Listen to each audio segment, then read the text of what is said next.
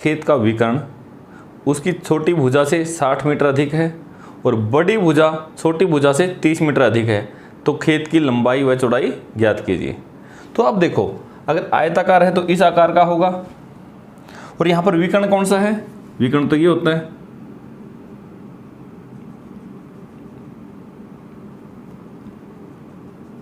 ये आपका विकर्ण है। अब आपको क्या दिया गया कि एक छोटी भुजा है, एक बड़ी भुजा है, और फिर विकर्ण, इनमें संबंध दिया गया। तो आप क्या करो, माना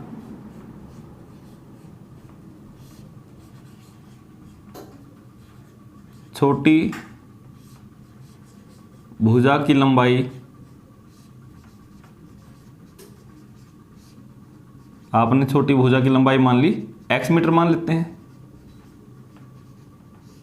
अगर छोटी भुजा की लंबाई x मीटर है तो बड़ी भुजा की लंबाई क्या होगी? बड़ी भुजा की लंबाई, छोटी भुजा ये थी, ये आपने x मान ली, और बड़ी भुजा उससे कितनी देर की है? 30 मीटर अधिक, तो ये है बड़ी भुजा, x जमा 30। तो बड़ी भुजा की लंबाई कितनी है? x जमा 30 मीटर। अब विकर्ण की लंबाई कितनी है?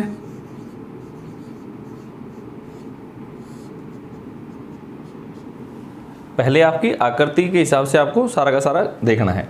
अब विकर्ण ये है, विकर्ण की लंबाई कितनी थी? छोटी भुजा से 60 मीटर अधिक, छोटी भुजा तो ये है, इससे 60 अधिक, तो x जमा 60, छोटी भुजा में 60 जोड़ दो, तो ये आपकी इस प्रकार से आकृति बन गई। अब ध्यान से देखें, जो मैं अभी डार्क कर रहा हूँ, ये एरिया, ये जो मैंने अभी डार्क किया है, ये आपको कैसा नजर आ रहा है? देखने में एक त्रिभुज जैसा, और त्रिभुज भी कैसी? समकोण, क्योंकि ये कोण कितना का होगा? 90 का होगा। आयत के सभी कोण क्या होते हैं? 90 डिग्री के। तो ये आपकी एक त्रिभुज बन गई, कैसी?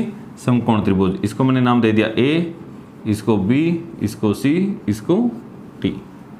खेत तो आयताकार है, एक खेत के अंदर यहाँ पर ये कैसी बन गई? समकोण त्रिभुज। जब भी समकोण त्रिभुज कहीं भी बन जाए तो आपको पाइथागोरस थ्योरम, पाइथागोरस प्रमेय आपके दिमाग में आना चाहिए। तो विकर्ण कितना था? x जमा 60 मीटर। तो अब मैं क्या लिखूंगा? समकोण त्रिभुज, समकोण त्रिभुज ABC में, क्योंकि त्रिभुज का नाम तो ABC है और समकोण भी है, समकोण त्रिभुज ABC में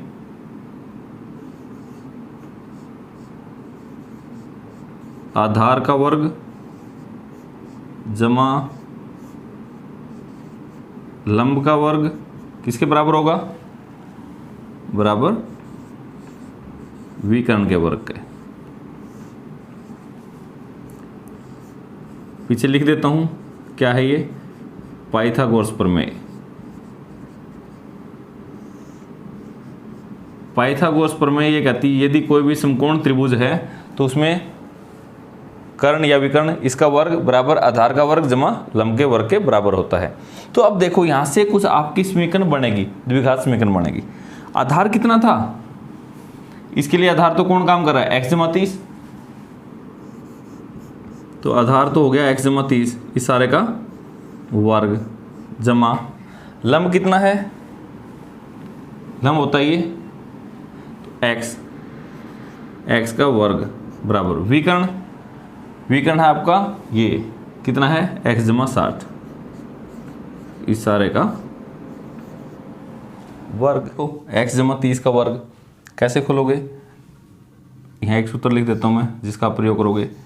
a जमा b, इस सारे की शक्ति 2 हो तो किसके बराबर होती है? a की शक्ति 2 जमा b की शक्ति 2 जमा 2ab। ये सर्व समीकरण तो आपको याद ही होगी। तो इसी का प्रयोग करते हैं। यहाँ पे a की जगह तो कौन है? x, और b की जगह कौन है? 30। x और b कौन है? 30। a की शक्ति 2 जमा b की शक्ति 2, b कौन है? 30 जमा 2 गुणा a गुणा b, a की शक्ति 2 जमा b की शक्ति 2 जमा 2 गुणा a गुणा b, जमा x की शक्ति 2, ऐसे कैसे? बराबर यहाँ भी तो x जमा 60 सारे का वर्ग है, यहाँ भी यही सर्वसम्मिका लग जाएगी, x की शक्ति 2 जमा 60 की शक्ति 2 जमा 2 गुणा x गुणा 60, अरे a की 2 जमा b की 2 जमा 2 गुणा a गुणा b। अब इसको देखो, बराबर के निशान से एक तो उस तरफ x की शक्ति 2 है, एक इस तरफ x की शक्ति 2 है, ये तो कैंसिल हो गई, आपस में कट गई। अब जो बच गया इसको खोल के लिखो, x की शक्ति 2 जमा 30 का वर्ग, वर्ग का मतलब 30 की 30 के साथ गुणा, तो कितना हो गया 30 गुणा 30 900 जमा 2 गुणा 30 60 और x है तो साथ में 60x बराबर, ये भी कट गया ये भी गया, तो 60 का वर्ग 60 की 60 के साथ गुणा करके देख लेना 3600 जमा 120x, ये आ गई आपकी 120x। अब सारा का सारा एक तरफ ले आओ, x की शक्ति 2 जमा 900 जमा 60x, 3600 को भी इस तरफ लेके आओ, माइनस का 3600, इसको भी इस तरफ ले आओ, माइनस का 120x, बराबर में क्या बच गया 0। अब इसको द्विघात समीकरण बनाओ, द्विघात समीकरण तो ये बन चुकी है, लेकिन आप इसको ठीक लिख लो, x की शक्ति 2, अब x की संख्या है, एक तो ये है और एक ये है, x की सिर्फ 2 ही पद है, ये प्लस का 60 है, ये माइनस का 120 है, तो कितना बच गया, बड़े में से छोटा घटा देना 60x, निशान किसका, जो बड़ा का माइनस का 60। अब बिना x की एक तो 900 है, एक माइनस का 3600, एक माइनस एक प्लस, बड़ी में से छोटी घटा दो 2700 और निशान किसका, जो बड़ी थी माइनस। तो अब आपकी ये द्विघात समीकरण बन गई। अब इसको आपको हल करना है, जो इसको हल करके उत्तर आएगा वही आप हल कीजिए। ये द्विघात समीकरण तीनों विधियों में से किसी से भी हल कर दो, जिसका आपकी अच्छी प्रैक्टिस है उसी से आप हल कर सकते हैं, क्योंकि ये क्वेश्चन आपके पेपर में 5-5 नंबर में आने हैं, तो बहुत बड़े हो जाने हैं। आपकी सुविधा के अनुसार आप इसको हल कर दीजिए। तो यहाँ a का मान कितना है, इसका गुणांक 1, b का है माइनस का 60 और c का है माइनस का 2700। अगर मैं इसको गुणनखंड विधि से हल करूं तो गुणनखंड विधि में आप क्या करके देखते हो, पहले a और c की गुणा, ये सिर्फ सोचने का तरीका है, रफ कार्य है आपका। a की और c की कितनी आ गई गुणा, माइनस का 2700। अब b के टुकड़े करने हैं आपको, और यहाँ देखो अगर माइनस में है तो इसका मतलब घटाने के बाद आएगा आपका, घटा करने के बाद, जो निशान है घटा का तो घटा और जोड़ का तो जोड़। तो अब घटाने के बाद इसका मतलब दो संख्या ऐसी करो जिनमें घटाने के बाद कितना आए, माइनस का, मतलब माइनस को भूल जाओ, घटाने के बाद कितना है 60, मतलब अंतर 60 का हो और गुणा ये हो। तो एक तो मेरे दिमाग में आई 90, एक आई 30, 90 में से 30 गया 60 और 90 की और 30 की गुणा 2700। लेकिन जब घटा का निशान है, यहाँ पे माइनस का निशान है, मतलब यहाँ, तो जो भी ये निशान है बड़ी के आगे लगा दो माइनस, बड़ी के आगे, ये ऐसे कैसे, तो आपके दो टुकड़े ये बन गए। कैसे लिखोगे, x की शक्ति 2, इस 60x की जगह ये 2 लिखो, एक तो माइनस का 90x जमा 30x माइनस 2700 बराबर 0। क्या कॉमन आ गया, x माइनस 90। यहां से दोनों में से क्या कॉमन आता है, प्लस का निशान है, पहले तो निशान लगाओ प्लस, यहाँ 30 है, ये भी 30 से भाग होता है तो 30 कॉमन, 30 कॉमन लेने के बाद यहाँ तो x बच गया माइनस, तो निशान माइनस का है, 30 से भाग दोगे, एक 0 से 0 कट गई, इसको 3 से भाग दोगे कितना आएगा 90 बराबर 0। तो क्या कॉमन आ गया सारे में से, x माइनस 90, क्या बच गया x जमा 30 बराबर 0।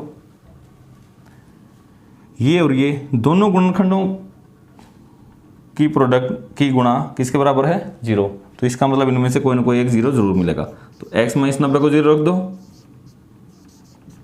और x जमा 30 इसको भी 0 रख दो। यहाँ से x का मान कितना आ गया, उस तरफ जाके प्लस का हो गया, प्लस का 90, और यहाँ से x का मान कितना आ गया, दूसरी तरफ गया तो माइनस का 30।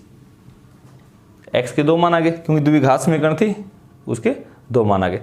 अब दोनों में से अब आपको ये देखना आपके सवाल में कौन सा फिट बैठता है। यहाँ तो ये लंबाइयों की बात हो रही थी, भुजाओं की लंबाई।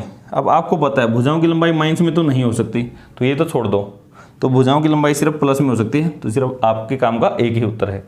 तो इसका मतलब छोटी भुजा की लंबाई कितनी आ गई, 90, एक्स का मान तो 90 है ना, तो छोटी भुजा की लंबाई यहाँ आप लिख लेना, छोटी भुजा की लंबाई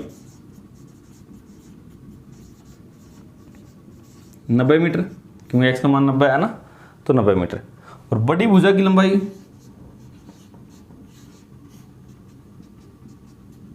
x जमा 30 था, तो 90 जमा 30 बराबर 120 मीटर, 90 जमा।